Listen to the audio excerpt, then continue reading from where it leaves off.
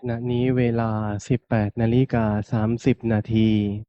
เป็นเวลาที่คณะพระสงฆ์และอุบาสกอุบาสิกาเราท่านทั้งหลายจะได้เริ่มการไหว้พระธรรมสวดมนต์ร่วมกันในภาคเย็นอาราธนาพระสงฆ์เจริญพรเรียนเชิญอุบาสกอุบาสิกาสาธุชนทุกคนทุกท่านได้น้อมประคองอัญชลีเปิดหนังสือคู่มือไหว้พระไปหน้าที่10บทธรรมวัดเย็นพร้อมแล้วกราบพระพร้อมกันกราบ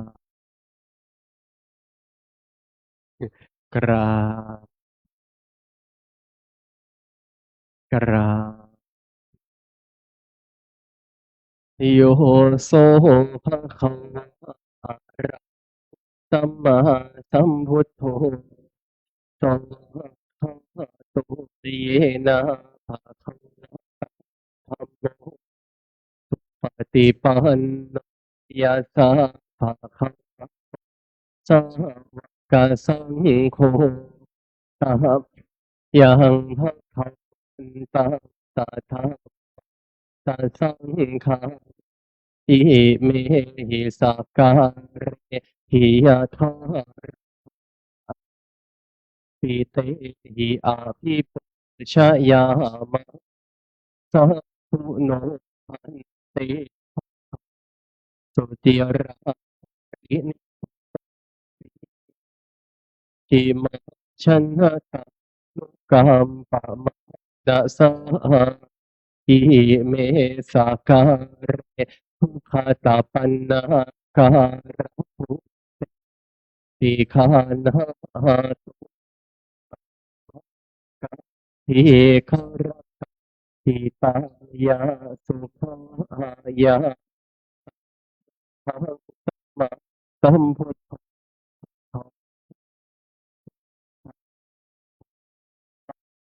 ทิวติ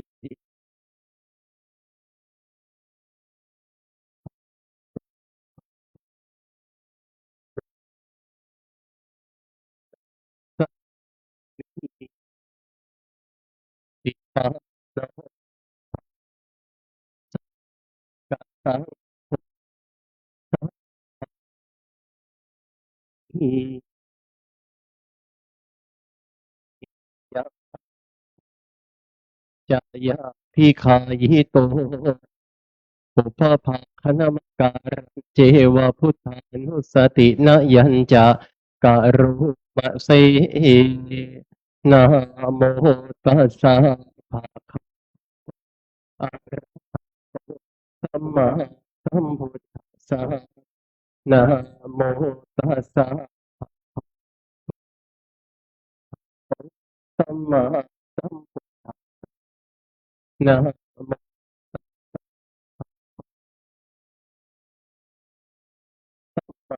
สัมพุท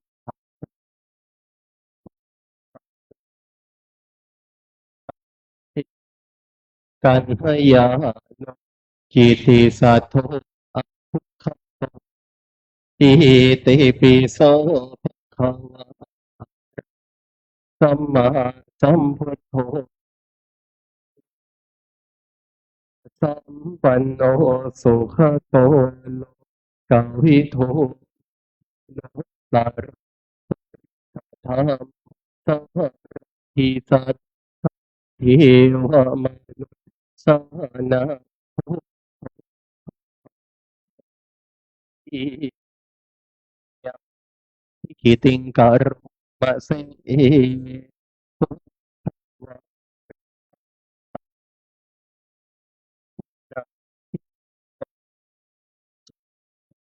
ทิยานะกะ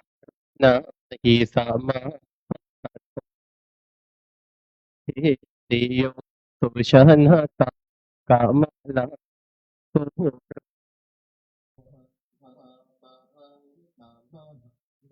ทิราสา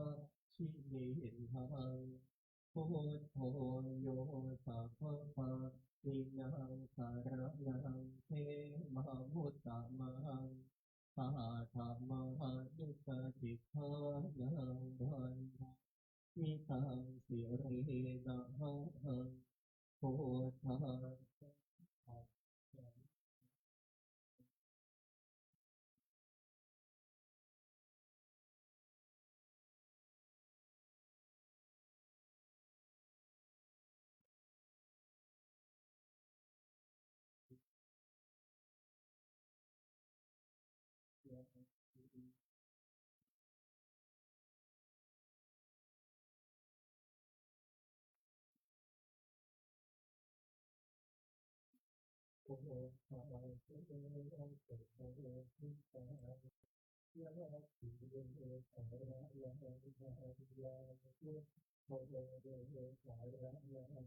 รัง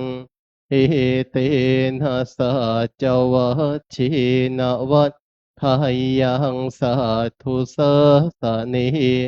พุทธังมีวันธมานิ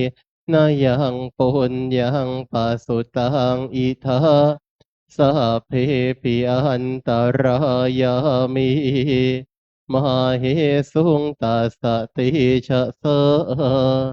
กายเนวาจายวเจตสวาพุทเทกุกัมมังภกตังมยยังพุทโธปฏิคันหตัวใจหันตังกาลันตารีสังวริตุงวะพุทธีหันธรรมยังธรรมานุสตินะยังกะโรมะเสสวะหาคาโตภะคะวะตาธัมโม อากาลิโกเอหิปัสสิโกโอปนะยิโกปัจจตังเวทิตาโพวินโยหิทิหันธรรมยังธรรมาภิกขิติงกะโร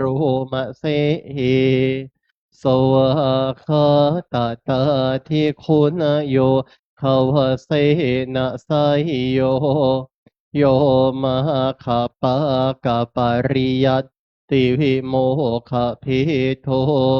ธัมโมโกโลกาปตะนาตถาธาริธาริวันธามหังตามหารังวรธรรม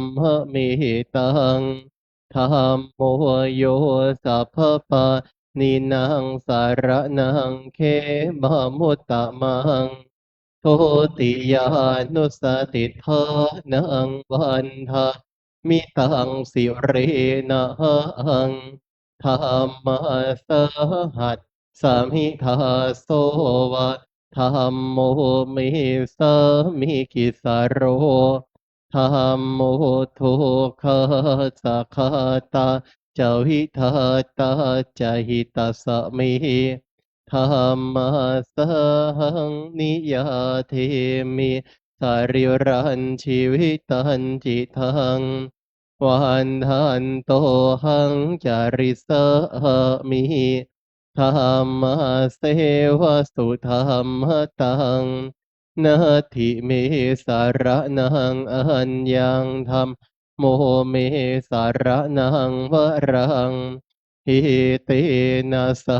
จวัชชินวัฏขายังสาธุสสะนิธัมมังมีวันธมานินายังปุญญังปัสสุตังอิทาสัพเพปิอันตรายามิมาเหสุงตัสสติชะเสกายเนวาจายวเจตสวาธัมมิกุกัมมังปะกตังมยายังธัมโมปฏิคันหตัวใจหันตังกาลันตารีสังวริตุงวะธัมมิหันธรรมยังสังขานุสตินะยังกะโรมะเสสุปฏิปันโนภะคะวะโตสาวกสังโฆโอชุปฏิปันโนภะคะวะโตสาวกสังโฆยายาปฏิปันโนภะคะวะโตสาวกสังโฆสามีจิปฏิปันโนภะคะวะโตสาวกสังโฆยะทิทังจัตตาริปุริสายุคานิอาถาปุริสปุคะลาเอสัพพะคะวะโตสาวกสังโฆอาหุนายโยปาหุนายโยทักขินายโยอัญชลีการณิโยอนุตตรังปุญญเขตังโลกัสสะติ หันธมยังสังฆาภิกขิติงกะโรมะเสสัทธามโชสุปฏิปฏิคุณาภิยุตโตพิโทอริยปุคารสังคเสโทศีลาทิธรรมภาวราไสยกายจิตโตวันหามหังตามริยานาคนังสุสุทังสังโฆโยสัพพะนินังสารนังเขมามุตตะมัง ตาติยานุสติเธนังบันทามิตังสิเรนะหังสังฆาสหัสสามิทาโสวาสังโฆเมสามิกิสโรสังโฆทุกขาสักขาตาจาวิทาตาจาหิตาสเม สังฆาสังนิยาเทมิสาริรันชีวิตันทิทังวันทันโตหังจาริสมิสังฆาโสปฏิปันนตังนาทิเมสารนังอัญญังสังโฆเมสารนังวรัง เอเตนะสาจวัชเชนะวัฏทายังสาธุสาสเนสังฆังเมวันทมาเน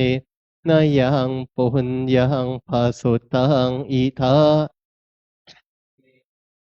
ตรายามิมเหสุงตัสสะเทชะสะกายนะวาจายวเจตสวาสังเคกุกรรมังปะกะตังมยายังสังโฆปฏิคันหะตัวใจหันตังกาลันตารีสังบริตุงวะสังเค หันธรรมยังอติตปัจเจเวคณปาทังภนามะเสอาชามยาปัจเจเวคิตาวายังจีวรังปริพุตตังตังยาวะเทวสิตาสะปฏิฆาตายาอุณหาสะปฏิฆาตายา ดังสมกัสสวะตาตาปาสิริงสัพพสัมผัสนังปฏิฆาตายายาวะเทวะหิริโกปินาปฏิทันหัตถังอาชามายาปัจเจเวคิตาวาโยปินดาปโตปาริพุตโต ยานามาทายานามันดานายานาวิภูสนายา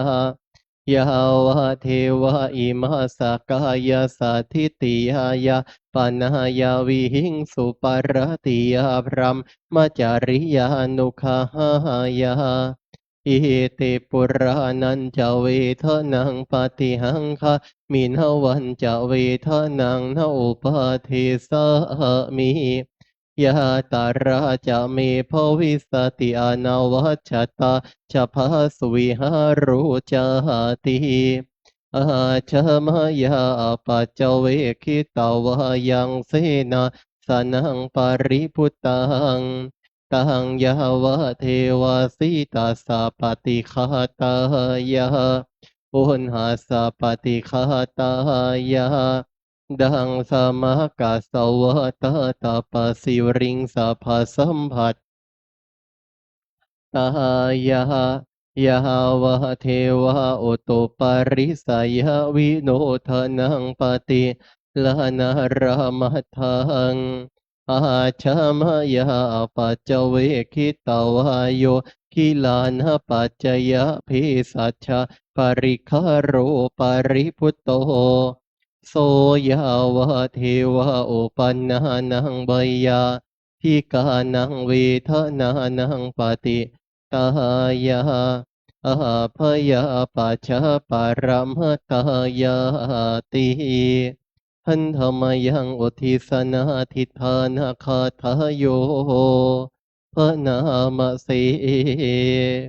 อิมินาปุญญกรรมมินาอุปัชฌายาคุณุตตราอาจาริยุปการะจะมาตาปิตาจยาตกาโสริโยจันทิมาราชาคุณวันตานราปิจาพระมมาราชาอินทจะโลกปาราชาเทวตา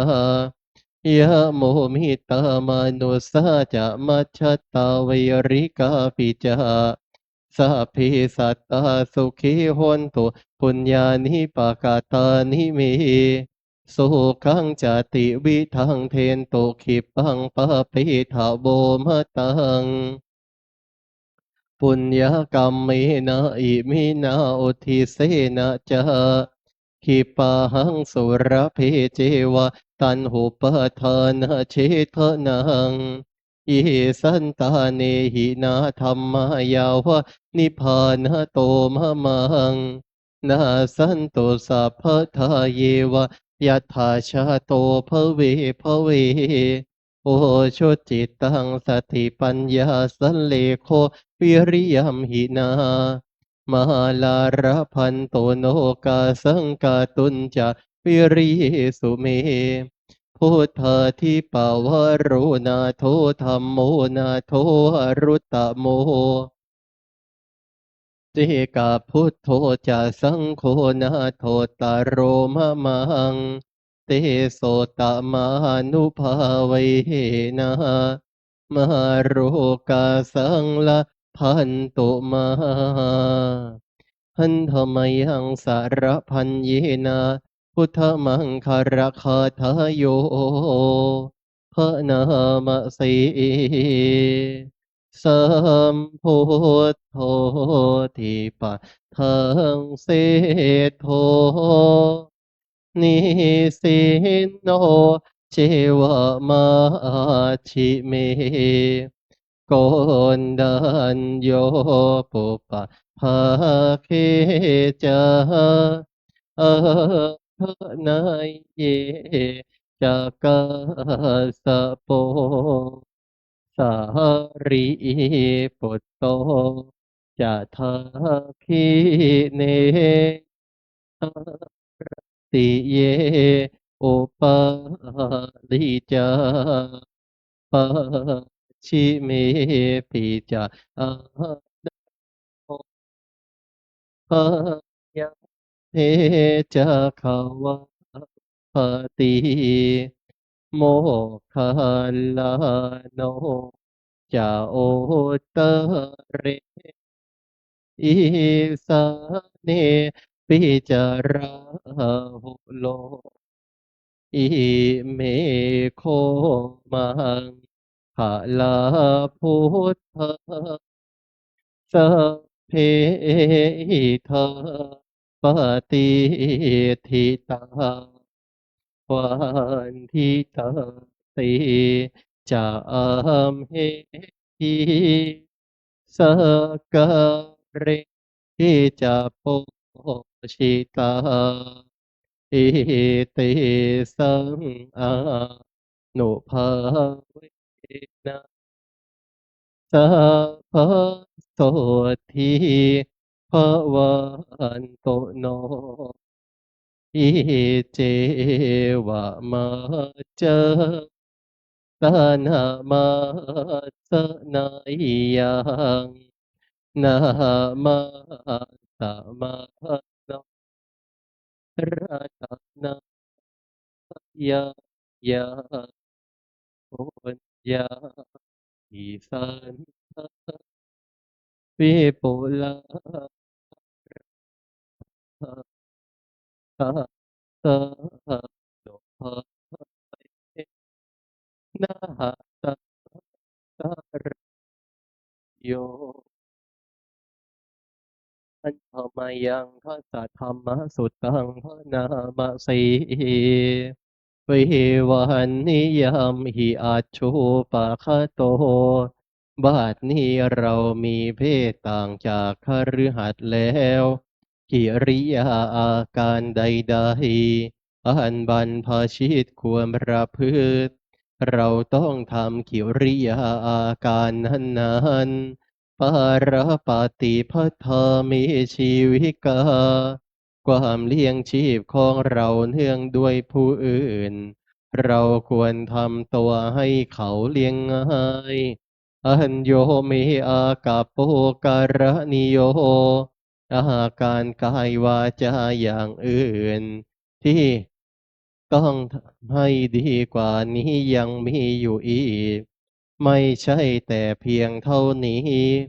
กาจินุโคเมอัตตาสีละโตปวัตติตัวของเราเองติเตียนตัวเราเองโดยศีลได้หรือไม่กาจินุโคมังอนุวิจจาวินยูสัพพมจาริสีละโตนะอุปวัฏทันติผู้รู้ใครครวญแล้วติเตียนเราโดยศีลได้หรือไม่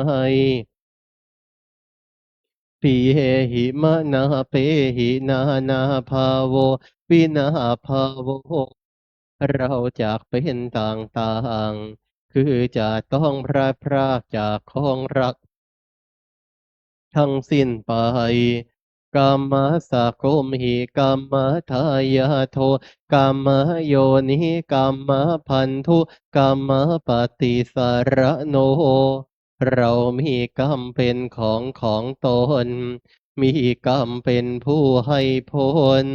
มีกรรมเป็นแดนเกิดมีกรรมเป็นผู้ติดตามมีกรรมเป็นที่พึ่งอาศัย ยังกัมมังการิสามิกัลยาณังวาปะปะกังวาตัสสะ ภวิสามิเราทำกรรมใดไว้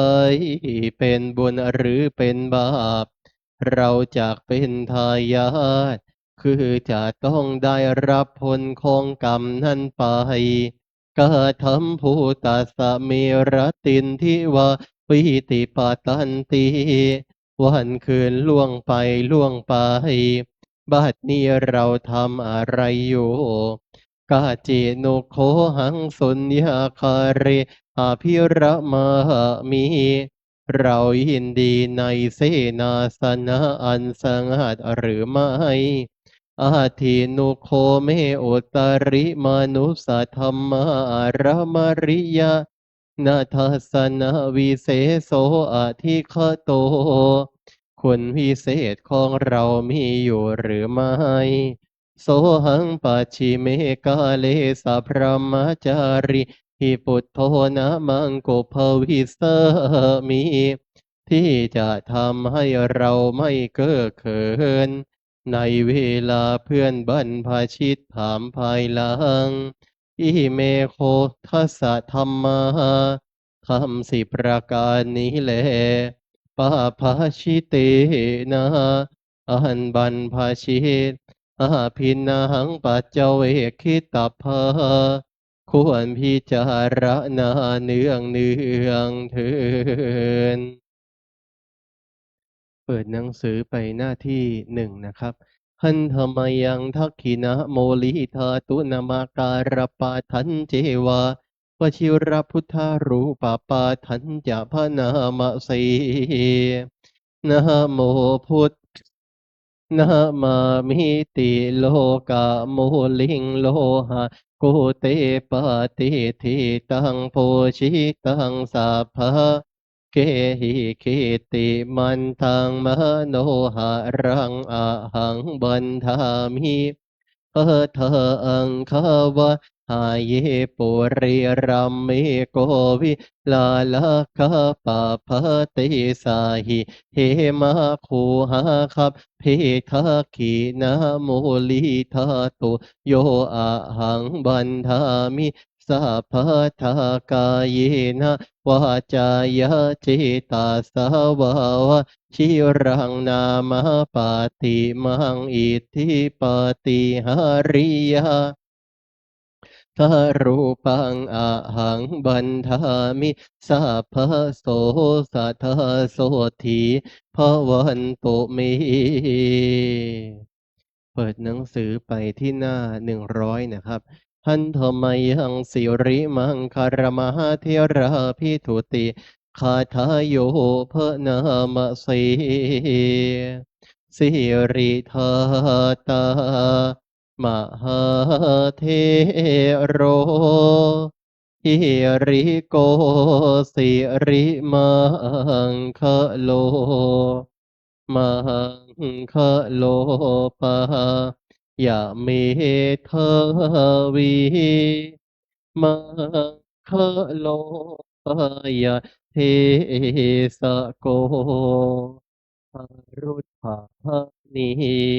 ยะปะโมโคสิสะตุสิสะนายะโกโลกานุกรรมปิเมตตายะสติปัฏฐานาทาระโกสติมาปะมาโตจะตังสัมมิสัพพะทาติสิริมังคะละสมณะวิสุทธวงศ์โสภาสง่าองค์ทรงสิริมิวังบาย เดินนั่งผู้พร้อมพรั่งด้วยละอายปัญญาขจรขจายชี้อุบายอันมงคลควรแก่ฐานะครูนำสิทธิรู้ทุกหมู่ชนชาวโลกต่างได้ยนต์สงเคราะห์ชนด้วยเมตตาผู้ทรงสติปัฏฐานตลอดกาลทุกเวลา ทรงนามสติมาไม่ประมาทองค์อาจงามข้าขอนมัสการประดิษฐานในทุกเทระผู้ทรงนามว่าสิริมังคะโลเปิดหนังสือไปที่หน้า39บททัชคะสูตรหรือทัชคะปริตนะครับ สมันตาจักวารีสุอัตรคชันตุเทวตาสัทธมังมุนิราชสาสุนันตุสักขโมกขทัง สักขีกาเมจะรูเปคิริสิขรตะเตจันตาริเควิมานีทีเปรเทจะคาเมตรวนคหานิอารามวัตุมิเขตตีภูมิมาจยันตุเทวาชลทัลวิสเมยะขะคันหพนาคา ติทันตาสันติเกยังมุนิวรวจนังสัทโวมิสุนันโตธรรมัสสวนกาโลอะยัมหทันตาธรรมัสสวนกาโลอะยัมหทันตาธรรมัสสวนกาโลอะยัมหทันตา นะโมตัสสะภะคะวะโตอะระหะโตสัมมาสัมพุทธัสสะนะโมตัสสะภะคะวะโตอะระหะโตสัมมาสัมพุทธัสสะนะโมตัสสะภะคะวะโต อะระโตสัมมาสัมพุทสาพุทธังสารนังคัจฉามิธัมมังสารนังคัจฉามิสังฆังสารนังคัจฉา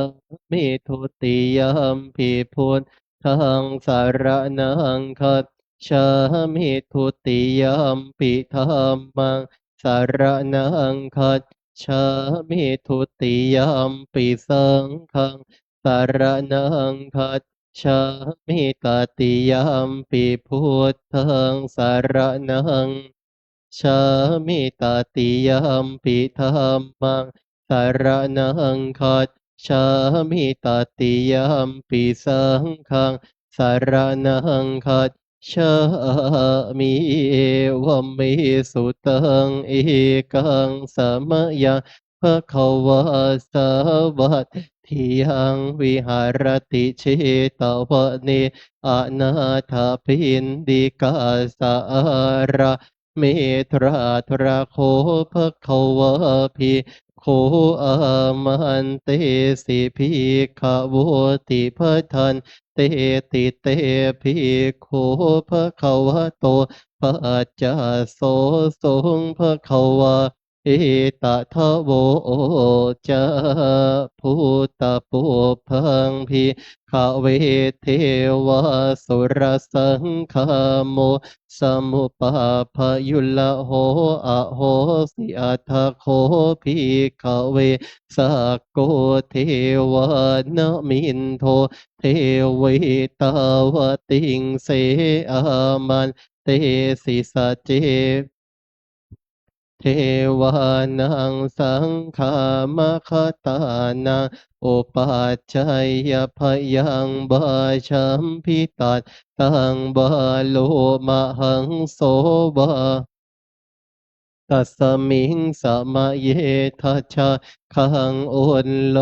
กายยะธรรมมังหิโบทชาขังอุนโลกายตังยัมภวิสติพยังบาชัมพิตัดตังบาโลมหังโสบาโสปะหิเยสติโนเจเมทัชชะขังอุนโลกายยะธาอัฏฐปัจจาปฏิสตเทวราชาสัทธชาขังอุนโลกายยะธาปัจจาปฏิสหิโวเทวราชาสัทธชาขังอุนโลกายตังยามภวินสติพยังบาชัมพิตัดตังบาโลมหังโสบาโสปะหิเยสติโนเจปัชชาปฏิสัทเทวราชาสัทธชาขังอุนโลกายาธาทาวรุณาสเทวราชาสัทธชาขังอุนโลกายาทาวรุณาสหิโวเทวราชาสัทธชาขังอุนโลกายตายามภวิสติพยังบาชัมพิตาตังบาโสวาโสปะหิเยสติโนเจวรุณาสเทวราชันสัทธชาขังอุนโลกายะทาทาอิสานาสเทวราชาสัทธชาขังอุนโลกายะทาอิสานาสหิโวเทวราชาสัทธชาขังอุนโลกายตังยามภาวิสติพยังวาชัมพิตัดตังวาโลมหังโสวาโสปะหิเยสติติตังโคปันภิขเวสากาสวะเทวานามินทาสัทธชาขังอุนโลกายตังปัจจาปฏิสวะเทวราชาสัทธชาขังอุลโลกายตังปรุณาสวะเทวราชาสัทธชาขังอุลโลกายตังอีสานาสวะเทวราชาสัทธชาขังอุลโลกายตังยามภเวสติพยังบาชัมพิตาตังบาโลมหังโสบาโสปะหิเยทะปิโนปิปะหิเยทัตตาคิสาเหตุสาโกหิพิขเวเทวานมินโทอวิตระโคอวิตโรโสอวิตโมโหพิรุชัมพิอุตระ สีปะลาเยติอาหันจะโคภิกขเวเอวะวัฏามิสัจเจโตมหากังภิกขเวอรัญญคะโรคามูลคตานังบาสุญญาคารคตานังบาอุปัชชัยยพยังบาชัมพิตาตังบาโลมหังโสวามะเมวัตสมิงสมะเยอนุสารยาทาอิติปิโสภะคะวะอะระหังสัมมาสัมพุทโธวิชชาจารณะสัมปันโนสุขโตโลกาวิทูอนุตตารโรปุริสธรรมสารทิสัทธาเทวมนุษย์สานังพุทโธภะคะวะติมะมังหิโวภิกขเวอนุสารตังยัมภวิสติพยังบาชัมพิตาตังวาโลมหังโสวาโสปะหิยิสติโนเจมังอนุสารยาทาตธรรมอนุสารยาทสวะคาโตภะคะวะตาธัมโมอากาลิโกเอหิปัสสิโกโอปัญญิโกปัจจัตตังเวทิตาโพวินโยหิติธรรมังหิโวภิกขเวอนุสารตังยัมภวิสติพยังบาชัมพิตัตตังบาโลมหังโสวะโสปะหิเยสติโนเจธัมมะอนุสารยาทาอัฏฐสังฆังอนุสารยาทาสุปฏิปันโนภะคะวะโตสาวกสังโฆโอชุปฏิปันโนภะคะวะโตสาวกสังโฆยายาปฏิปันโนภะคะวะโตโคสามิจิปฏิปันโนภะคะวะโตสาวกสังโฆยะทิทาจัตตาริปุริสายุคานิอาถาปุริสโปคะลาเอสะภะคะวะโตสาวกสังโฆอาโหนายโยปะโหนายโยทักขินายโยอัญชลีการณิโยอนุตตรังปุญญาเขตังโลกัสสติสังฆังหิโวภิกขเวอนุสารตังยัมภเวสติพยังบาชัมพิตาตังบาโลมหังโสวาโสปะหิยสติตังกิสาเหตุตัทธาคโตหิภิกขเวอรพุทโธวิตาราโควิตาโทโสวิตาโมโหอภิรุอาชัมภิสีอปาลายติธรรมโวจะภะคะวาอิทังบัตตวานสุขโตอัฏฐปาระเอตัทโวจะสัทธาอรัญเยโลกะมุเลวะสุญญาคาเรวะภิกขโวอนุสเรทสัมพุทธังพยังตมหากะโนสิยาโนเจพุทธังสรายยาทาโรกาเชทังนราสพังอัฏฐธรรมสรายยาธานิยานิกังสุเทสิตังโนเจธรรมังสรายยาธานิยานิกังสุเทสิตังอัฏฐสังฆังสรายยาถาปุญญาเขตังอนุตตรังเอวัมพุทธังสารันกานังธรรมังสังขันจะภิกขโวพยังบาชัมพิตาตังวะโลมหังโสนะหิสติทิทุกขปัตตาจานิทุกขพยาปัตตา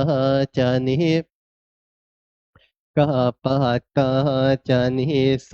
กาหนตุสัพเพปิปานิโนเอตาวตาจามเหหิสัมปะทังปุญญาสัมปะทังสัพเพเทวานุโมทันตุสัพพสัมปัตติสิทธิยาทานังทันตุสัตกายสีรังราคันตุสัพพัทธาภาวนาพิรตาโหนตุขาฉันตุเทวตาคตาสัพเพพุทธาภราปัตตาปัจเจกานันจะยังพรังอรหันตานันจะเตเชนราคังพันธามิสาภาโสภวตุสัพพมังคลังรักวัตตาสัพพพุทธานุภาเวนัสสัทธาโสทิภวันตุเตภวตุสัพพมังคลังรักขันตุสัพพะเทวตาสัพพธรรมานุภาเวนัสสัทธาโสทิภวันตุเตภวตุสัพพมังคลังรักเทวตาสัพพสังฆานุภาเวนัสสัทธาโสทีภวันตุเตกราบพระพุทธนะครับกราบกราบกราบน้อมกราบหลวงพ่อหลวงพระเดชพระคุณหลวงปู่กราบกราบ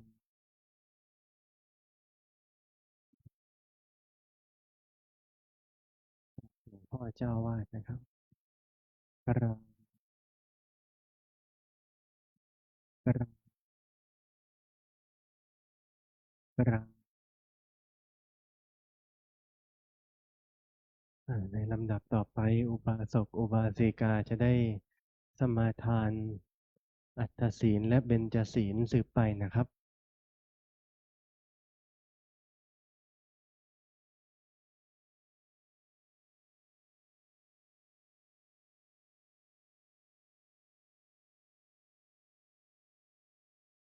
ผู้ช่วยมัคคณายกท่านทายก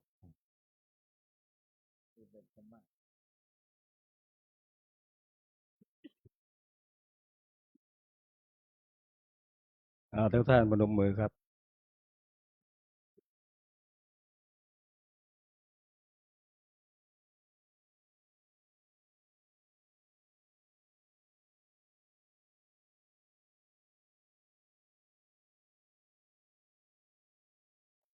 พร้อมแล้วกราบ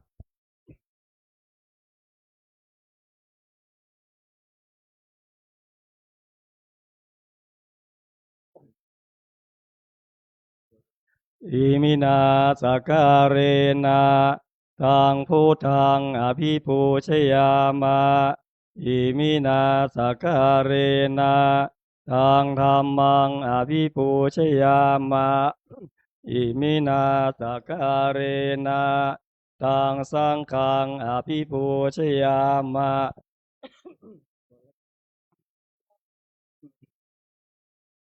พุทธังภคะวันตังอภิวาเท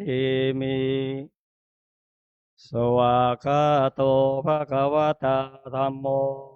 ธัมมังนามัสสามิสุปฏิปันโนภะคะวะโตวะคะสังโฆสังฆังนามามิมายังพันเตทิสารเนนะสา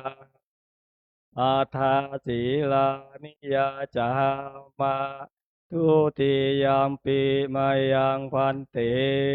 ทิสารเนนะสาอาทาสีลานิยาจามา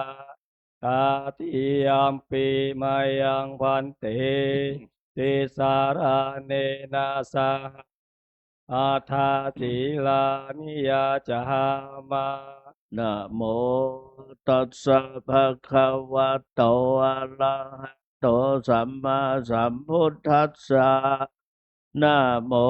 ตัสสะภะคะวะโตอะระหะโตสัมมาสัมพุทธัสสะนะโมตัสสะภะคะวะโตอะระหะโตสัมมาสัมพุทธัสสะ นะโมตัสสะภะคะวะโตอะระโตสัมมาสัมพุทธัสสะนะโมตัสสะภะคะวะโตอะโตสัมมาสัมพุทธัสสะนะโมตัสสะภะคะวะโตอะระหะโตสัมมาสัมพุทธัสสะ พุทธังสรณังคัจฉามิ พุทธังสรณังคัจฉามิ ธัมมังสรณังคัจฉามิ ธัมมังสรณังคัจฉามิ สังฆังสรณังคัจฉามิ สังฆังสรณังคัจฉามิ ทุติยัมปิพุทธังสรณังคัจฉามิ ทุติยัมปิพุทธังสรณังคัจฉามิ ทุติยัมปิธัมมังสรณังคัจฉามิ ทุติยัมปิธัมมังสรณังคัจฉามิ ทุติยัมปิสังฆัง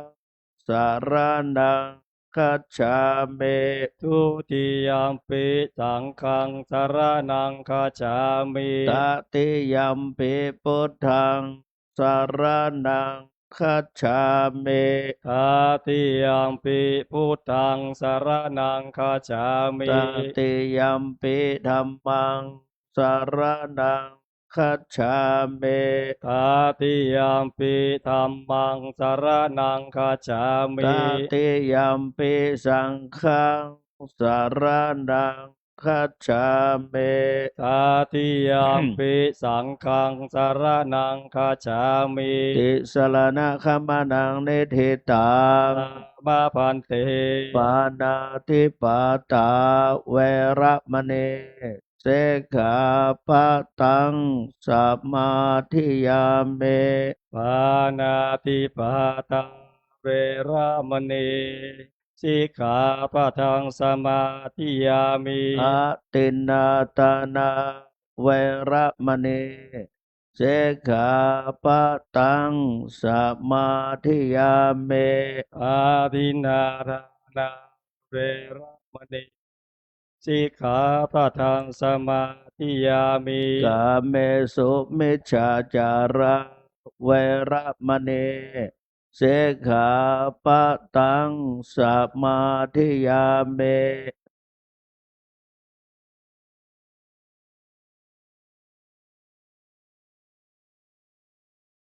อะพรหมจริยาเวระมณีเสกขาปะตังสัมมาทิยามิ อาพระมจาริยา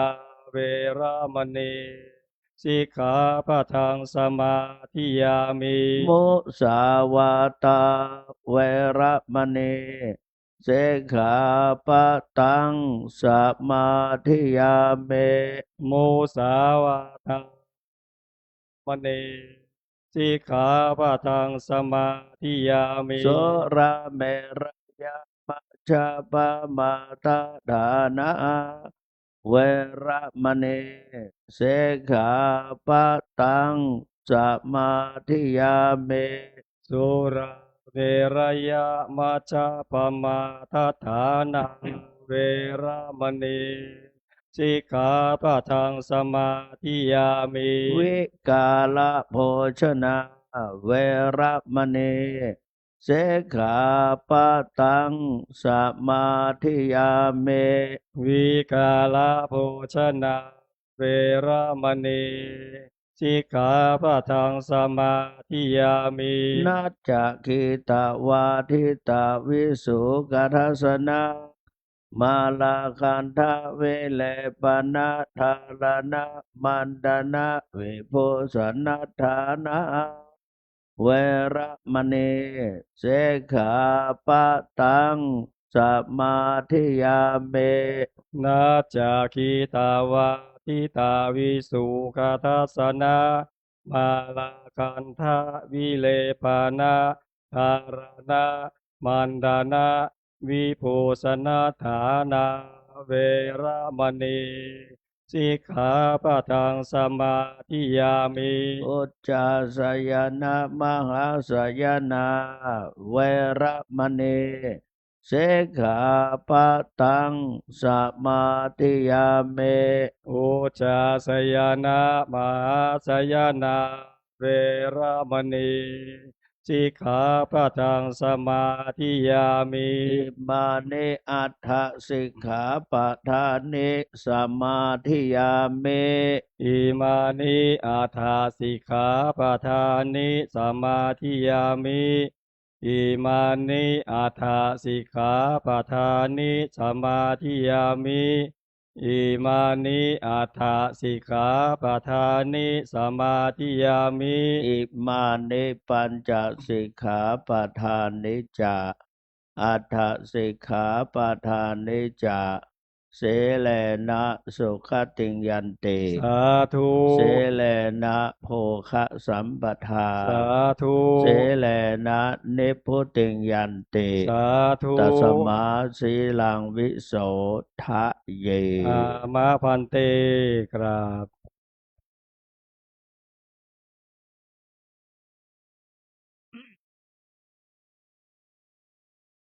ญาติโยมได้สมาทานเบญจศีลศีลห้าอาทศีลศีลแปดกับพระเดชพระคุณหลวงพ่อแล้วญาติโยมนั่งตามสบายเพื่อรักษาขนบธรรมเนียมที่พระเดชพระคุณหลวงปู่พระพรหมมงคลหลวงปู่ทองสิริมังคละมหาเถระอดีตเจ้าวาดพระประราชศรีจอมทองและอดีตที่ปรึกษาเจ้าคณะภาค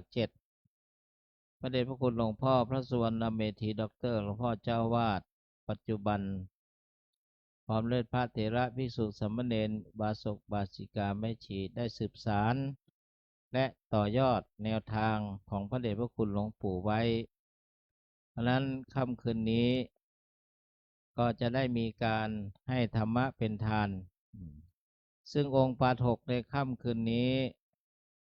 ทราบว่าเป็นชาวต่างชาติที่พูดได้ทั้งภาษาไทยและภาษาอังกฤษซึ่งนับว่าหายากอยู่เพราะนั้นขออาราธนาท่านพระฟิลิปกันตธรรมโมได้มาเป็นองค์แสดงมะเป็นองค์ปาฐกในค่ำคืนนี้นี่ท่านฟิลิปเดี๋ยวญาติโยมก็จะได้ฟังธรรมะจากท่านนะองค์นี้ทรงปฏิโมกข์ได้นะโยมท่านสวดปฏิโมกข์สุนาตุมเมปันเตสังโฆนี่อันนี้ข้อเดี๋ยวท่านก็จะมาให้ธรรมะสำเนียงฝรั่งนั่นแหละสำเนียงไหนก็ตามก็เป็นการให้ธรรมะสำเนียงอีสานสำเนียงอะไรก็เป็นสำเนียงล้านนาทางเหนือนะขอรอบล้อมพระภูมิพระภาคนี่อันนี้ก็เป็นสำเนียงต่างชาติเหมือนกัน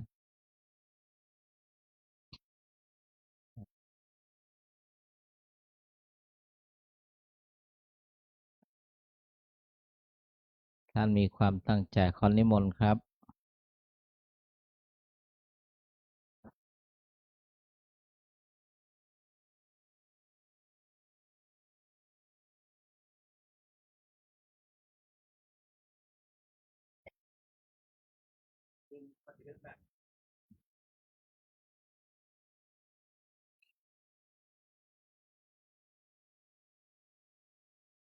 ขอความนอบน้อมของข้าพเจ้า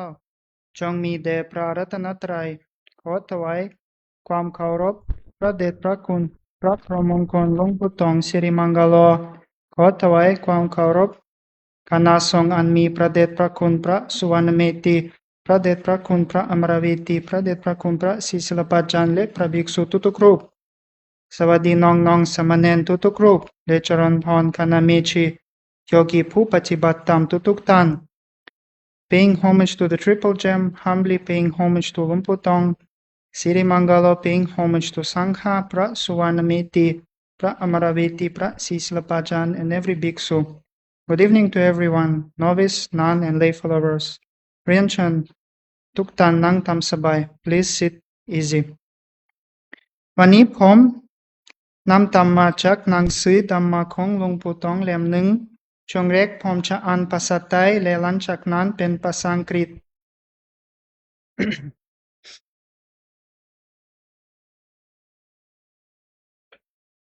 คุณธรรมที่ทำให้เจริญเวลาปฏิบัติคุณธรรมที่จะเจริญหรือจะมีกำลังจะมีหลัก3อย่างอัตตปิสัมปชัญญะสติมา1อัตตปิคือทำให้เป็นปัจจุบันทำเวลาอย่างเท่ากว่าไปนี้คือจิตของเรากับเท่าให้ไปพร้อมกันห้ามเอาจิตไปก่อนและค่อยเข้าหรือเท่าเข้าไปก่อนแล้วค่อยเอาจิตทำไปถ้าจิตไม่ได้ไปพร้อมกันกับเท้าจะเดิน1 ชั่วโมง2 ชั่วโมงก็ไม่มีประโยชน์แต่ถ้าจิตกับเท้าไปพร้อมกันแล้วมีอินทรีย์แก่กล้าก็จะได้บรรลุธรรมเช่นพระองค์หนึ่งในพุทธกาลเดินจงกรม3 ก้าวเท่านั้นก็ได้บรรลุธรรมเพราะการเดินของท่านเป็นปัจจุบันธรรมพอดีปักขียธรรมเช่นมักมีองค์4ศีลสมาธิปัญญาก็อยู่ที่ปัจจุบันธรรมนี้แหละ2สัมปชัญญะคือความรู้สึกตัว3สติมาเมื่อรู้สึกตัวว่าตอนนี้ทำอะไรอยู่สติก็จะมากำหนดทันทีกำหนดเพื่อให้ได้ปัจจุบันธรรมแล้วจะเกิดวินัยโลเกอวิจจโทมนัสสังคือเอาความชั่วออกจากตนไม่ควรเอาการล้างบาปในลัทธิอื่นมาเป็นตัวอย่างบางลัทธิเชื่อว่าจะล้างบาปได้ต้องไปอาบแม่น้ำคงคาถ้าเป็นอย่างนี้พวกปลาที่อยู่ในน้ำคงไม่มีบาปติดตัวแล้วเราไม่ควรจะเอาลัทธิอื่นเป็นตัวอย่างเอาพระพุทธเจ้าเป็นตัวอย่างการเอาสติมากำหนดนั้นจะนำเอาความชั่วออกจากตนได้อวิชชาคือตัวโลภต้องเอาออกไปเมื่อโลภะเกิดให้กำหนดให้ได้ปัจจุบันโทมนัสสังคือโกรธต้องเอาออกไปเมื่อโกรธเกิดให้กำหนดให้ได้ปัจจุบันตามตัวโมหะทำไม่มีเพราะเมื่อมีสติอยู่ตัวโมหะจะไม่มีเปรียบเหมือนมีแสงสว่างอยู่แล้วความมืดก็จะไม่มี The virtue that leads to successful practice, prosperity. There are 3 virtues that lead to progress in meditation practice. Atapi, Sampajano, Satima. Atapi is staying in the present moment. When we move the right foot forward, make sure the mind and the foot are together. Do not let the mind go first and then take the step, or step forward and then the mind follows. If the movement of the mind and that of the foot do not happen simultaneously, so synchronize, you can walk for 1 or 2 hours without getting any result. But if the mind and the foot move together and the controlling faculties are mature and strong, you'll gain an insight. For example, one monk during the time of Buddha attained insight after taking 3 steps in walking meditation. This was because he walked in present moment. The requisite for enlightenment, such as Eightfold Path, morality, concentration, and wisdom, exist in the present moment. Sampajano is awareness. Satima is mindfulness. When you are aware of what you are doing, mindfulness will come right away to acknowledge it. Noting the present moment results in this Vinaya Loke Avijja Domanasam, eradication of evil in oneself. Do not follow some faith in washing away sins. They believe that it's possible to wash away sins by taking a bath in Ganesh River. If this is true, then the crabs and fishes in the river probably do not have any sins in them. We should not take other faiths as examples. Take the Blessed One as our example. Noting with mindfulness removes evil from us. Greed is avidya, ignorance, and must be removed. When greed arises, you have to note in present moment. Domanasam is anger and must be removed. When anger arises, you have to note it in the present moment. Why is there no delusion? Because whenever you are mindful, there is no delusion. Where there is light, there is no darkness.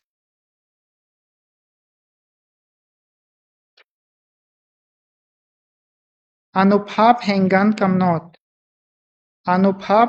ของอริยบทและอินทรีย์ Anubhav ของอริยบทนี้ยืนเดินนั่งนอน พระพุทธองค์เห็นความสำคัญของอริยบทนี้ทำให้บุคคลได้ถึงพระอรหันต์หลุดพ้นไปเพราะอริยบทสี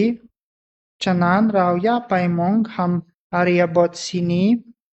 การยืนการเดินการนั่งการนอนนี้เวลาเรานอนให้ตั้งสติว่าเรากำลังจะนอนเวลานอนลงไปให้มีการกำหนดด้วยบางคนขอถึงตามได้มรรคผล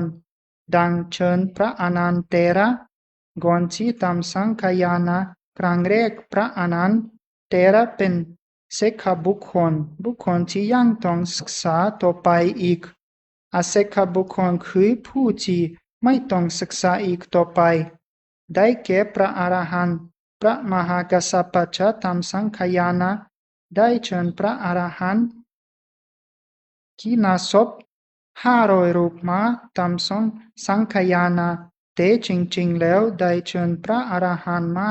499 รูปเหลือที่สุดท้ายให้กับ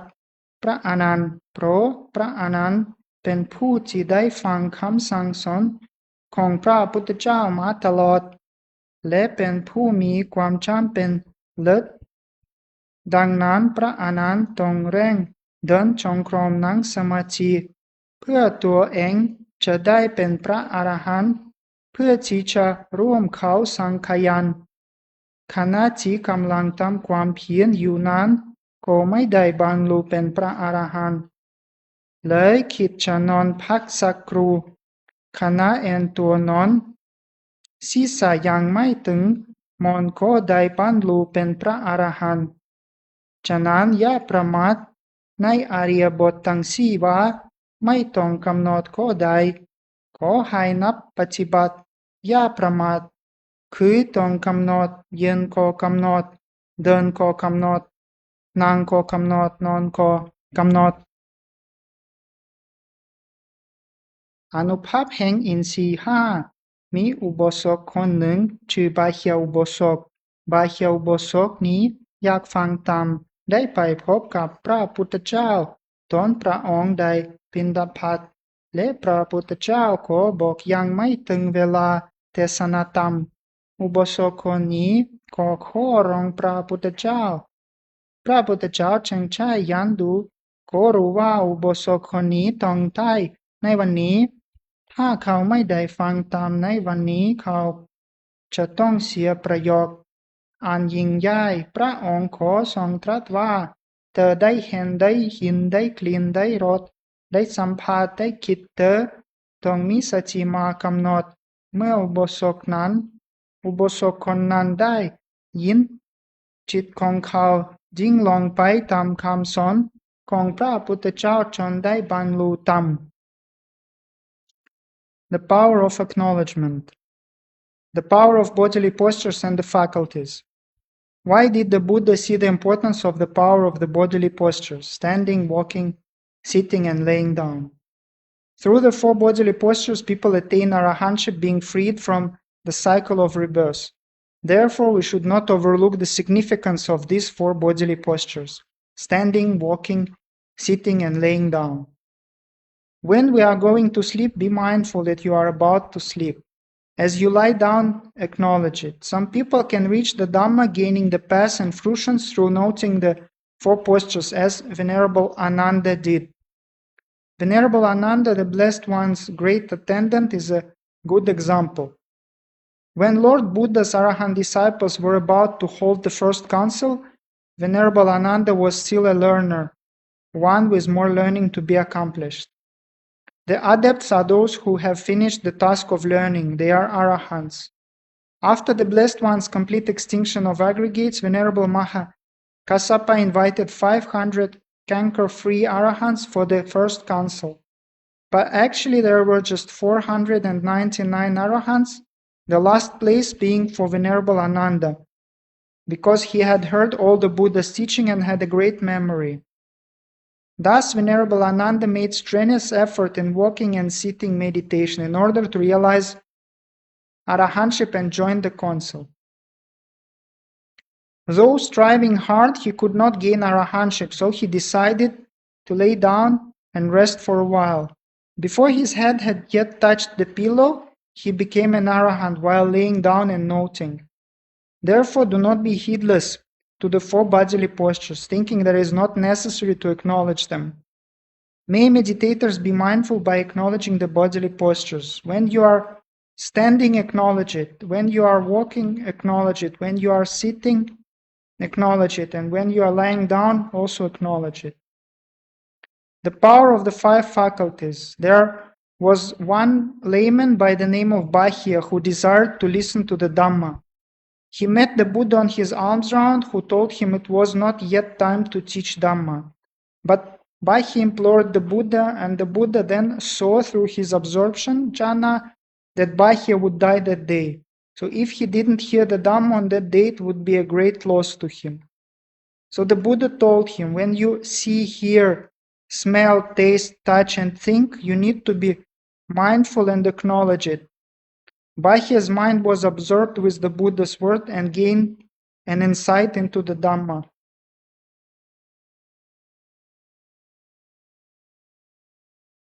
Gan pluk kunatam naikhan santan. Gan pachibatam pen gan pluk fang kun tam hai ket kun naikhan sandan. Tuk kon mai vacha pen pra Bhiksuเป็นสามเณรเป็นอุบาสกเป็นอุบาสิกามีรูปกับนามนี้เปรียบเสมือนจีจินถ้าหากว่าจีจินของเราทุกจริงไม่ได้ใส่ใจไม่ได้ปลุกเขากล้าลองไปจีจินนั้นก็จะวางแต่ตอนนี้พวกเราได้ปลุกฟังคุณธรรมของเราก็งอกงามขึ้นถ้าเราไม่ได้เจริญสติปัฏฐาน4นี้รูปกับนามขอวางเปล่าเหมือนจีจินไม่ได้ปลุกอะไรลงไปขอเป็นจีจินที่วางเปล่าฉะนั้นหลักการปฏิบัติมีองค์ประกอบ3อย่าง 1. กัลยาณมิตรคือผู้ที่แนะนำหนทางการปฏิบัติ 2. อาราคะคือรักษาอินทรีย์ในความเป็นใหญ่รูปทั้งหลายทั้งหมดขึ้นอยู่ที่ตาเสียงทั้งหลายทั้งหมดขึ้นอยู่ที่หูกลิ่นทั้งหลายทั้งหมดขึ้นอยู่ที่จมูกรสทั้งหลายทั้งหมดขึ้นอยู่ที่ลิ้นสัมผัสทั้งหลายทั้งหมดขึ้นอยู่ที่กายความคิดทั้งหลายทั้งหมดขึ้นอยู่ที่ใจจนการเห็นพอเห็นขอให้กำหนดว่าเห็นหนอการเห็นก็มี2แบบเห็นภายนอกและเห็นภายในเห็นภายนอกคือเห็นกำแพงเห็นเจดีย์เห็นคนเป็นต้นเห็นภายในคือตอนที่เรานั่งสมาธิเป็นอารมณ์นิมิตขึ้นมาการเห็นทั้ง2แบบนี้ก็อย่าไปยินดียินร้ายให้กำหนดว่าเห็นหนอการได้กลิ่นก็มี2แบบได้กลิ่นนกและกลิ่นทางเหม็นบางหอมบางไม่ว่าเหม็นไม่ว่าหอมขอให้กำหนดได้กลิ่นไหนคือตอนนั่งสมาธิพอได้กลิ่นก็ให้กำหนดการได้กลิ่นทั้ง2แบบนี้พอเราได้กลิ่นไม่ว่าเหม็นหรือหอมก็ให้กำหนดอย่าไปยินดียินร้ายกับมันเวลาเรากินข้าวขอให้กำหนด ได้รสก็กำหนดว่ารสหนอรสหนอ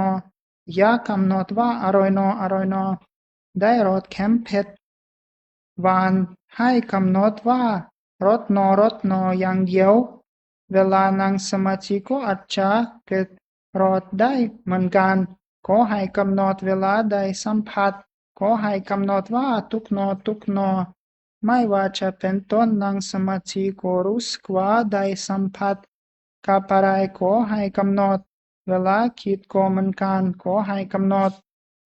3. อุปนิปัฏฐาคือผูกจิตในสติปัฏฐานทั้งสี่เอาสติไปกำหนดที่กายเวทนาจิตธรรมเมื่อการปฏิบัติประกอบด้วย3 องค์นี้แล้วก็จะทำให้จิตของเรามีคุณธรรมเจริญขึ้นไปโดยลำดับ Planting virtues in the aggregates. Practicing the Dhamma is a way to plant and give rise to goodness in the nature of our aggregates, so 5 grasping aggregates. Everyone, monks, novice, or lay followers have the body and the mind, which are like a piece of land. If this piece of land is neglected and no one pays any attention to or plants any rice seedlings on it, the land will be bare.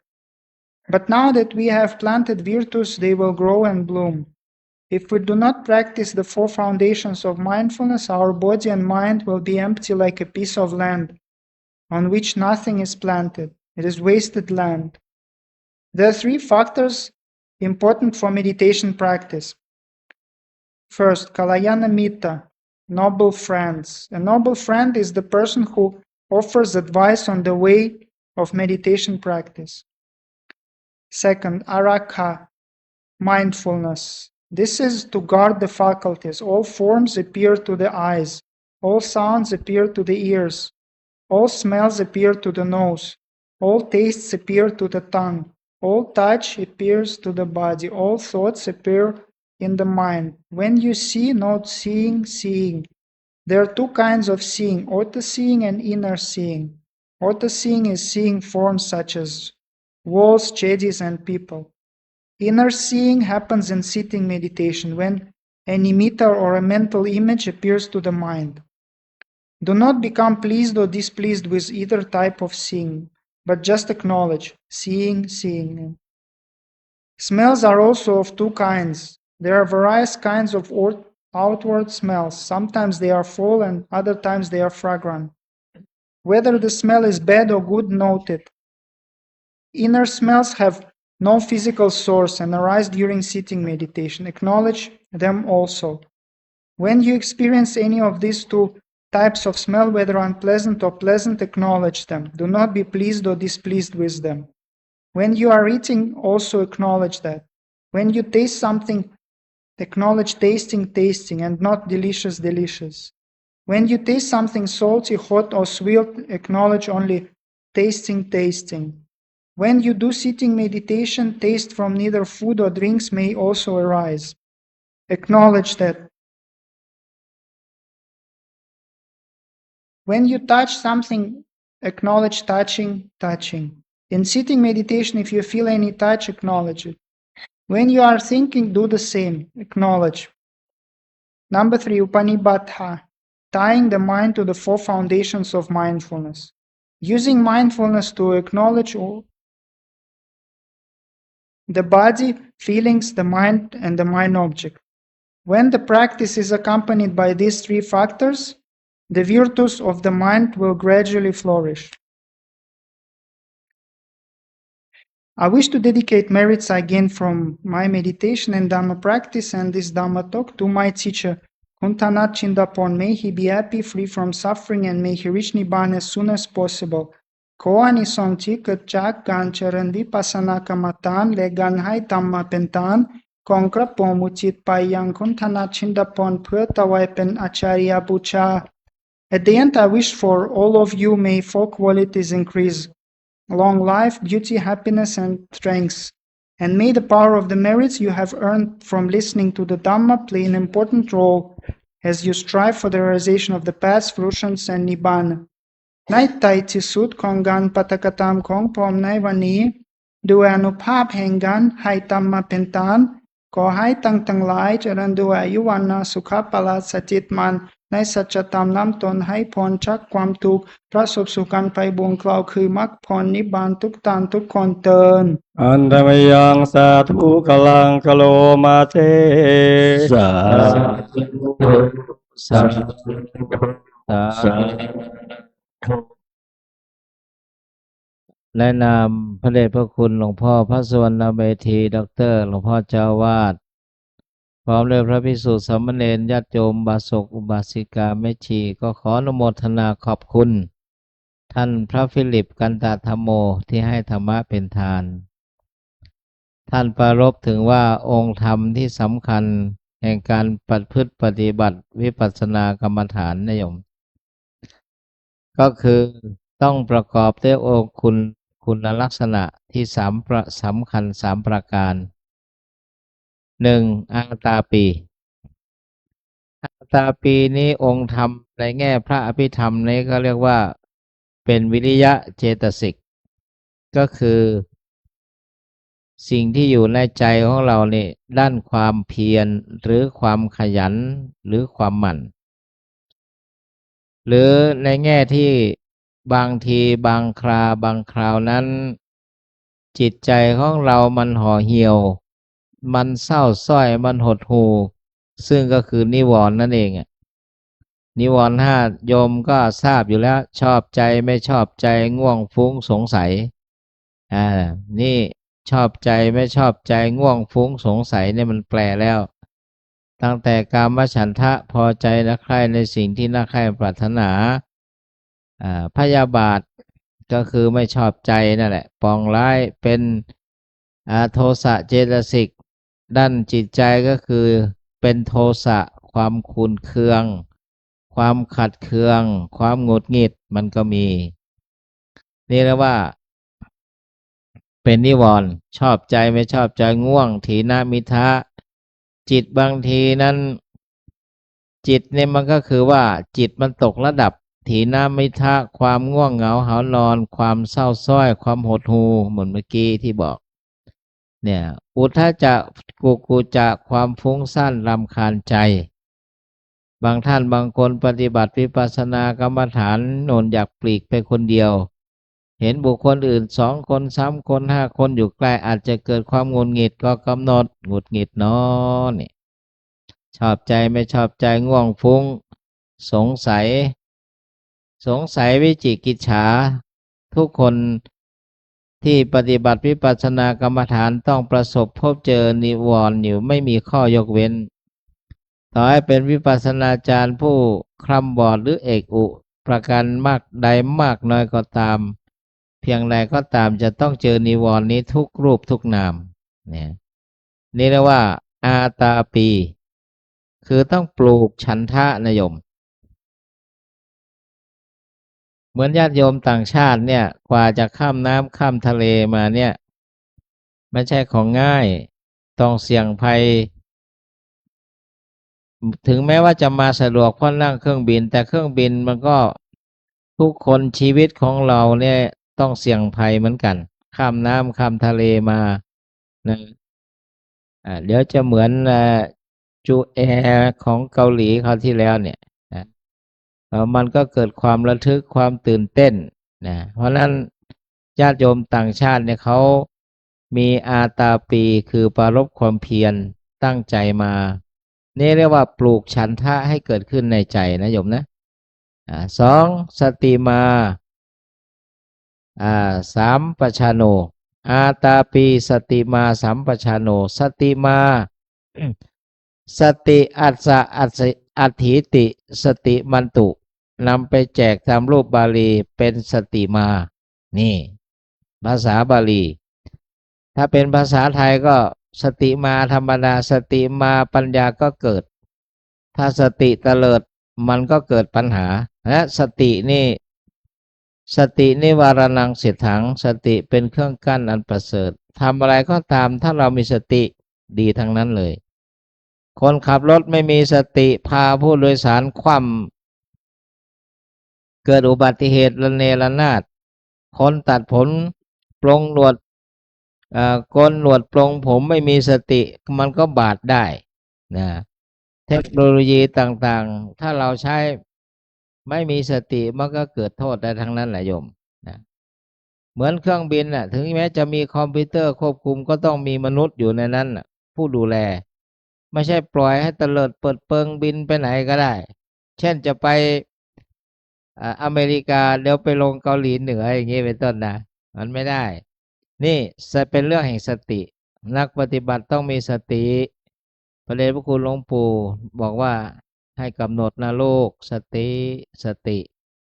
เนี่ยสติมีกำลังนี่เรียกว่าสติยิ่งมีมากยิ่งดีโยมอินทรีย์ห้าศรัทธาวิริยะสติสมาธิปัญญาศรัทธาวิริยะสติสมาธิปัญญาศรัทธากับปัญญาต้องเสมอกันถ้ามีศรัทธามาก แต่ว่าปัญญาอ่อนนี่ไม่เสมอกันเช่นครูบาอาจารย์ท่านให้ สอนสาธิตให้เดินจงกรมไม่นั่งสมาธินี่ทำตามครูบาอาจารย์ท่านแนะนำเพราะอะไรเพราะนั่นคือท่านกำลังปลูกศรัทธาให้เกิดขึ้นทั้งคนที่มีศรัทธามากเกินไปนี่ก็ไม่ดีก็คือเช่นพระวักกะลิในครั้งพุทธกาลเนี่ยมีศรัทธาบวชไม่ใช่บวชด้วยอะไรหรอกบวชด้วยอยากจะเห็นพระพุทธเจ้านั่นแหละนะคือพระพุทธองค์แสดงธรรมที่ไหนยังไงทำอะไรเนี่ยพระวักกะลิไม่สนใจพองหนอยุบหนอนะมามองอยู่แล้วนะอุ้ยทำไมสวยเหลือเกินพระพุทธรูปพระพุทธลักษณะเนี่ยนะจนสุดท้ายพระพุทธองค์บอกว่าวักกะลิเพราะวิญญาณมันแก่กล้าแล้วไงพร้อมที่จะบรรลุแล้ววักกะลิเธอจะมามัวมองรูปนามที่เปื่อยเน่าของตถาคตทำไมจงไปซะนี่พระพุทธองค์ก็แกล้งจะเพิดไปแหละเพราะวักกะลิจะไปโดดเหวตายพระพุทธองค์ตรัสว่าวักกะลิเธอมาเถิดอย่างเงี้ยภาษาชาวโลกบอกว่าต้องเจอไม้แข็งแล้วมาเจอไม้อ่อนหรือภาษาไทยว่าตบศีรษะแล้วก็ลูบหลัง แต่สุดท้ายท่านวักกะลิก็สำเร็จอรหัตผลนะโยมนะนี่เป็นเรื่องของศรัทธาถ้าปัญญามากก็ไม่ฟังใครเหมือนกันน่ะไม่เอาอะไรไม่เชื่อใครไม่ฟังใครบางทีไม่เชื่อแล้วว่าพระพุทธเจ้ามีจริงหรือเปล่าเลยพวกปัญญามากแต่ศรัทธามันอ่อนอย่างเงี้ยต้องบาลานซ์กันวิริยะกับสมาธิต้องเสมอกันถ้าวิริยะมากคือปรารภความเพียรมากเนี่ยจะฟุ้งซ่านไปเหมือนท่าน พระพายะทารุจิริยะท่าน อะไรท่านพงศิษฐ์ที่เดินจงกรมจนฝ่าเท้าแตกท่านโสนโกริวิสะเนี่ยปรารภความเพียรมากเท้าแตกแต่สุดท้ายท่านได้บรรลุธรรมเพราะมันไม่บาลานซ์กันนะถ้าสมาธิมากอันนี้ก็ไม่บาลานซ์กันถ้าสมาธิมากโยคาวจรนั่งที่เสาไหนก็จะเอาถัมพังสารนังคัจฉามินี่ไม่ใช่พุทธังธรรมังแปลว่าข้าพเจ้าถึงเสาเป็นที่พึ่งพอสบายอุราสบายใจทานข้าวอิ่มแล้วไม่เอาอะไรละพองก็ช่างยุบก็ช่างบางคนคิดว่าไม่ใช่บรรลุอรหันต์นี่เอานอนซะหน่อยเลยเอาเลยแค่อย่างนี้อันนี้เรียกว่าสมาธิมากงั้นคนที่นอนหลับง่ายนะเป็นคนที่มาโยมอย่าไปคิดว่าอย่างอื่นเป็นคนที่มีสมาธิมาก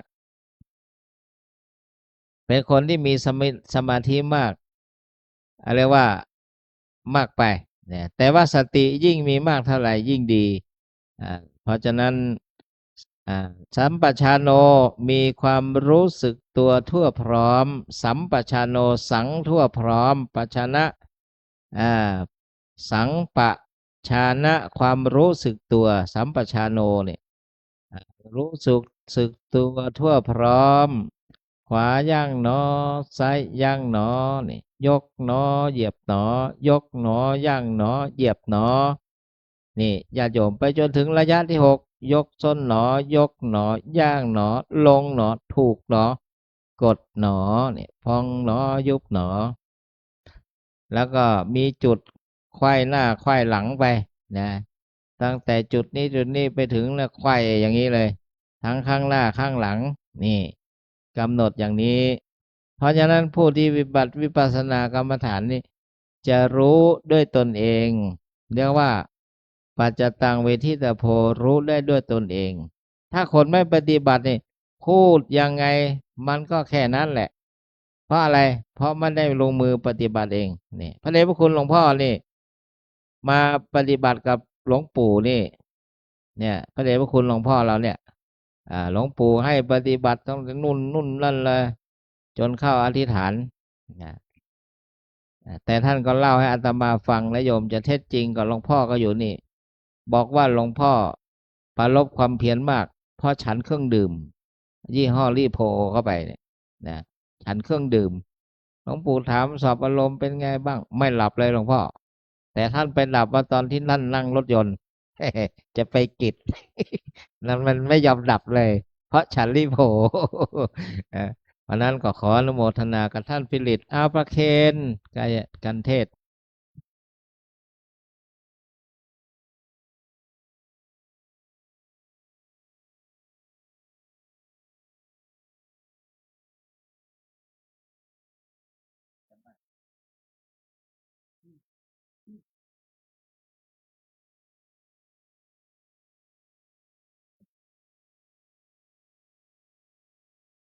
เดี๋ยวท่านฟิลิปกันตธรรมโมจะให้พรก่อน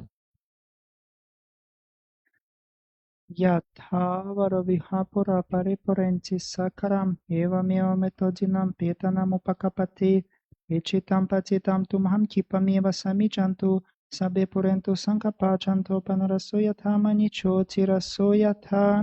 สัพพิติโยวิวัจจันตุสัพพะโรโควินาศตุมาเตภวัตวันตรายโยสุขีติขายุโกภวะอภิวาทานาสิลิสนิจันวุฒปัจจัยโนจัตตารโอธรรมวัฏฏันติอายุวันโนสุขัมลัง สาธุสาธุสาธุ ให้พรนับปันนะ สัพพะโลกเวเนโมตโตสัพพะสันตาปวัช ชิโต สัพพะเวรมเตกันโตเนปโตจตุวัง ภวตา เพเตโยวิวัชชันโตสัพพะโลกเวนัสแต่ภวันตรายโยสุขีติขายุโกภวะอภิวัต นาสีริสานิจังบุต ตาปัจจายโนจัตตารธรรมวันทัน ติอา ยุ ยุ วันโนสุขังภาลัง สาธุสาธุ ขอแก้ไขเมื่อกี้พระนะชื่อว่าพระโสนโกริวิสะนะไม่ใช่โสนกุติกันนะท่านพมันไม่กุติกันนะท่านพงศิษฐ์นำนะ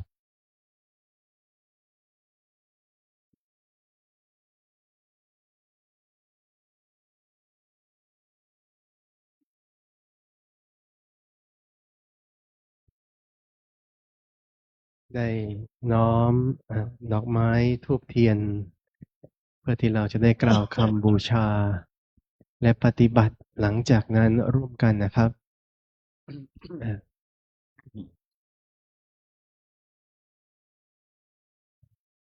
ยะมัมหะโข ยามามหาโข มะยัง มายัง ภะคะวันตัง ภคะวันตัง สะระนังฆตา สารนังฆาตา เราเป็นผู้ถึง เราเป็นผู้ถึง พระผู้มีพระภาคเจ้า พระผู้มีพระภาคเจ้า พระองค์ใด พระองค์ใด ว่าเป็นสารณะ ว่าเป็นสารณะ โยโนภควาสถา โยโนภควาสถา พระผู้มีพระภาคเจ้า พระผู้มีพระภาคเจ้า พระองค์ใด พระองค์ใด เป็นศาสดาของเรา เป็นศาสดาของเรา ยัสสจะมะยัง ยาสัจจามะยัง ภควโตธัมมัง ภะคะวะโตธัมมัง โรเจมะ โรเจมะ และเราชอบใจ และเราชอบใจ ธรรมของพระผู้มีพระภาคเจ้า ธรรมของพระผู้มีพระภาคเจ้า พระองค์ใด พระองค์ใด อิเมหิ อิเมหิ สักการิหิ สาการเรหิ ตังพระขวันตัง ตังภะคะวันตัง สะธรรมัง สะธัมมัง สะสังขัง สะสังฆัง อภิปูชยามะ อาภิปูชยามะ เราตั้งใจบูชา เราตั้งใจบูชา พระผู้มีพระภาคเจ้า พระผู้มีพระภาคเจ้า พระองค์นั้น พระองค์นั้น พร้อมทั้งพระธรรม พร้อมทางพระธรรม พร้อมทั้งพระสงฆ์ พร้อมทางพระสงฆ์ ด้วยเครื่องสักการะ ด้วยเครื่องสักการะ ทั้งหลายเหล่านี้ ทั้งหลายเหล่านี้ อิมินาสักการะนะพุทธะอภิปุชยามะอิมินาสักการะนะภิปุชยามะอิมินาสักการะนะสังฆะภิปุชยามะอะระหะสัมมาสัมพุทโธภะคะวะตอะภิวะเทโตภะคะวะติปฏิปันโนภะคะวะโตสาวกสังโฆสังฆัมมามิธัมมังยังพุทธัสสะภะคะวะโตปุพพะคะนะมะการะการะมะเสนะโมตัสสะภะคะวะโตอะระหะโตสัมมาสัมพุทธัสสะนะโมตัสสะภะคะวะโตอะระหะโตสัมมาสัมพุทธัสสะนะโมตัสสะภะคะวะโตอะระสัมมาสัมพุทธัสสะธัมมังยังพุทธานุสตินะยังกะรุมะเสอิเตปิโสภะคะวะอะระหะสัมมาสัมพุทโธปิยชาจารณะสัมปันโนสุขโตโลกาวิทูโนสารปุริสธรรมมาสัพพะทิสัจจเทวมโนสานะโทภะคะวะติกายนะจายวเจตสวะพุทเทกุกัมมังปะกะตังมยายังพุทโธปฏิคันหะตัวใจหันตังกาลันตาเรสังวริตุงบะพุทเท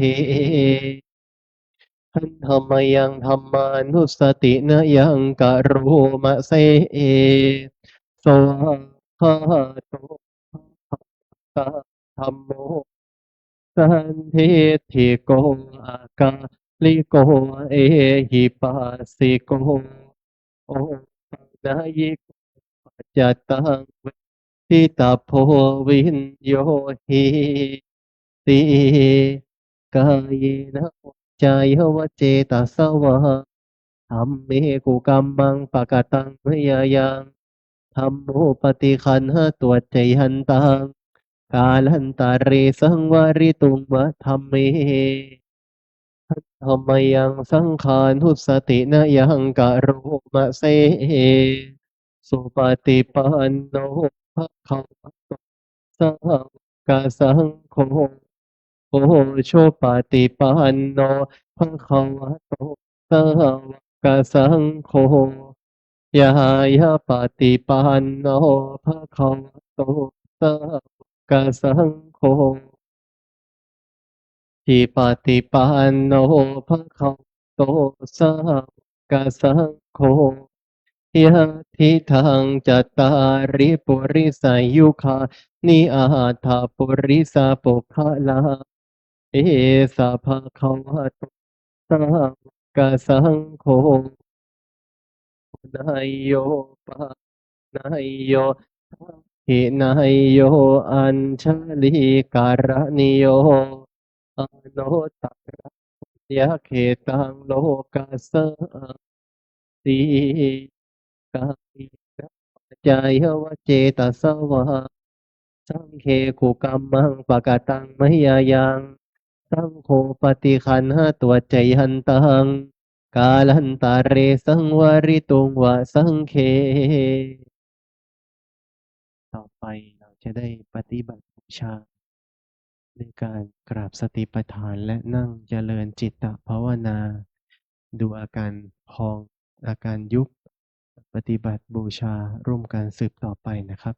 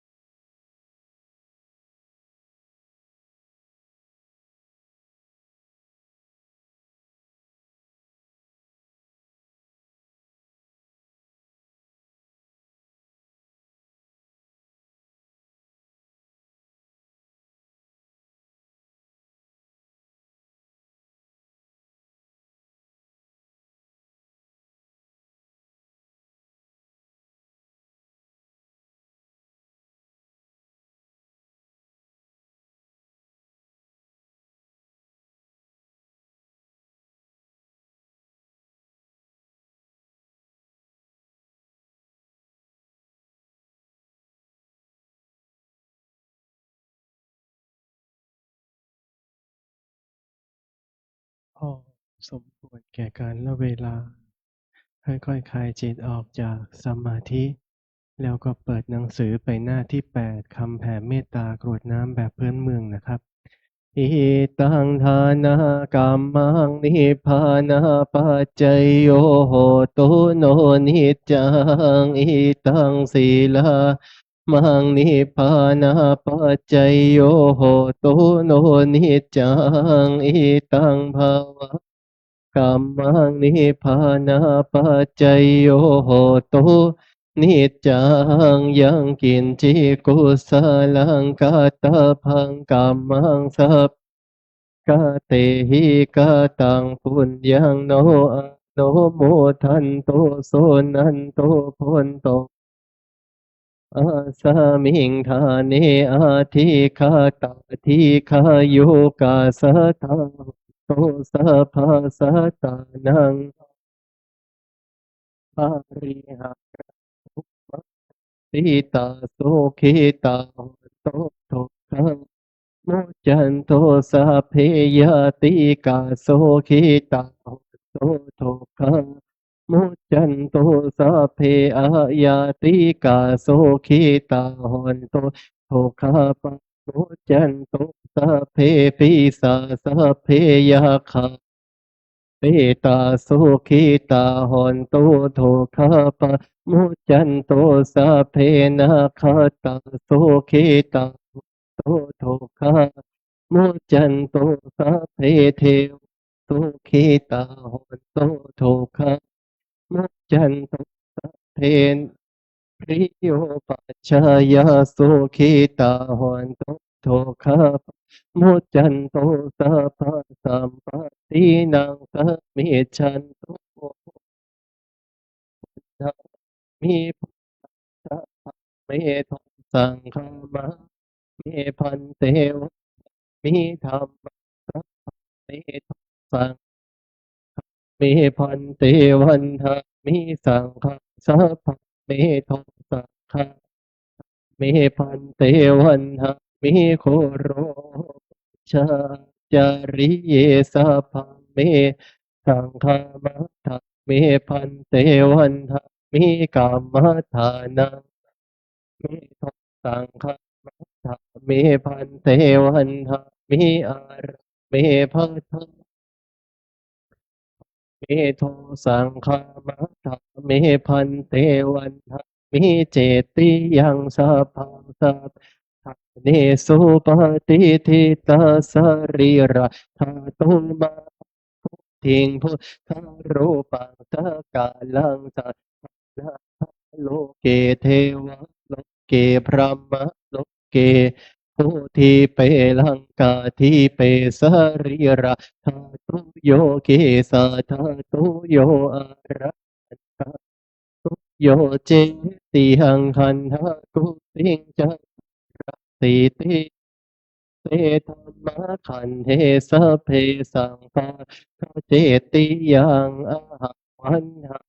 มีสัพพะโสกระกระกระ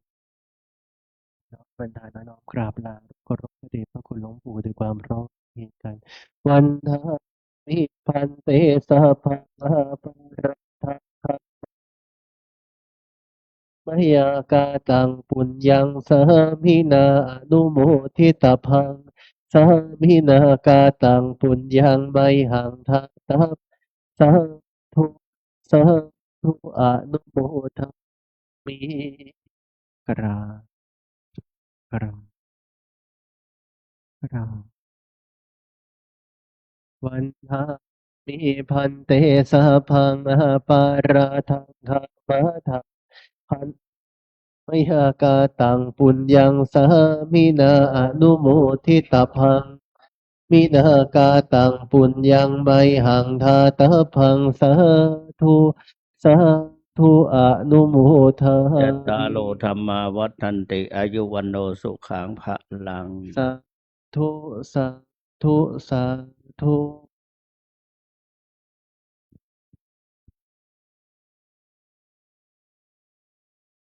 อ้าวใครจะลา ท่านที่กลับบ้านนะครับหรือกลับที่พักนะครับ กล่าวคำลาพระสงฆ์พร้อมกันนะครับหันทธานิ